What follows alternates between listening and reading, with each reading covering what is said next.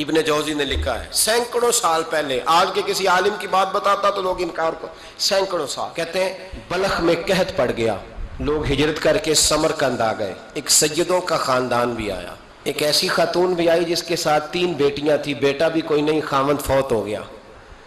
مسجد کے ساتھ مہمان خانے بنے ہوتے تھے، وہاں اس نے بچوں کو ٹھہرایا اور نکلی سمرقند میں کہ کوئی آدمی مل جائے اور اس سے کہوں کہ تھوڑی سی مدد ہو۔ وہ چلتے چلتی ایک سیٹھ کے پاس، رئیس کے پاس پہنچی۔ جن لوگوں کے پاس دولت آتی ہے نا، وہ کئی دفعہ سخت جملے کہنے لگتے ہیں جو اللہ کو پسند نہیں آتے۔ وہ سیٹھ کے پاس گئی تو جا کے کہنے لگی میں غریب ہوں، پریشان ہوں، بلخ میں قحط ہے، سارا زمانہ جانتا ہے، تو میں اس لیے سمرقند آئی ہوں، بیٹیوں کا ساتھ ہے، نہ رہنے کو جگہ ہے، نہ کھانے کو روٹی ہے، نہ پہننے کو کپڑا ہے، مہربانی کر تھوڑی مدد کر۔ کہنے لگا ہو کون؟ تو اس سیدزادی نا کان آگے کر کے، ہاں کسی پہ بھی حالات سخت آ سکتے ہیں، اللہ سے ڈرنا چاہیے، کان آگے کر کے نا کہنے لگی میں سیدزادی اور یہاں میرا اپنا کوئی نہیں، مہربانی کر۔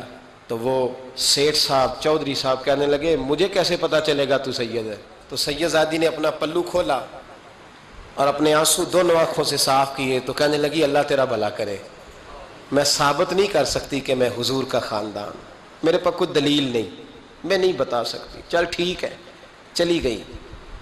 کسی نے بتایا کہ یہاں ایک یہودی بھی رہتا ہے، وہ بڑا سخی ہے، یا آتش پرست ہے، یا پارسی ہے کافر غیر، سخی بڑا ہے۔ اس کے پاس گئی، بیٹھی رہی، لوگ بیٹھے تھے، جب چلے گئے تو قریب گئی، کہنے لگی مجبور ہوں، پریشان ہوں، غریب نہیں ہوں۔ کہنے لگا بی بی تجھے کبھی دیکھا نہیں، سمرقند کی اتنی آبادی نہیں، میں سارے شہر، تو کون ہے؟ تو کہنے لگی تعارف نہ ہی پوچھے تو اچھا ہے۔ اس نے کہا چلو اگر پتہ چل جائے تو۔ کہنے لگی میں مسلمانوں کے نبی کی اولاد ہوں، مسلمانوں۔ اس نے کہا پیغمبر خدا کی اولاد؟ اٹھ کے کھڑا ہو گیا، بی بی کو ساتھ لیا، گھر گیا۔ کہنے لگا جو صاف ستھرا کمرہ ہے نا اسے پھر دھو ڈالو، ایک دفعہ پھر دھو ڈالو۔ کمرہ دھلایا، صاف کرایا۔ پھر کہنے لگا بی بی میرے برتن زیادہ صاف ستھرے نہیں، میں نئے نہ خرید کے لا دوں۔ پھر نئے برتن لایا، پھر اپنے بچوں سے کہنے لگا اونچا نہ بھولنا کہ سیدہ فاطمہ کی شہزادیاں آئی ہیں، یہاں کوئی شخص اونچی بات نہ کرے۔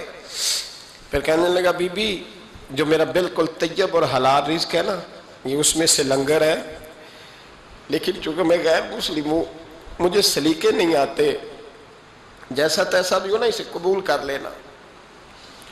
خاتون کو کہنے لگا یہ گھر ہے، جب تک جی چاہے یہاں رہنا، پر دیکھنا ہو سکے تو رات اپنے نبی سے سفارش کرنا، میرا بھی کوئی مسئلہ، میری بھی کوئی قبولیت کہیں ہو جائے۔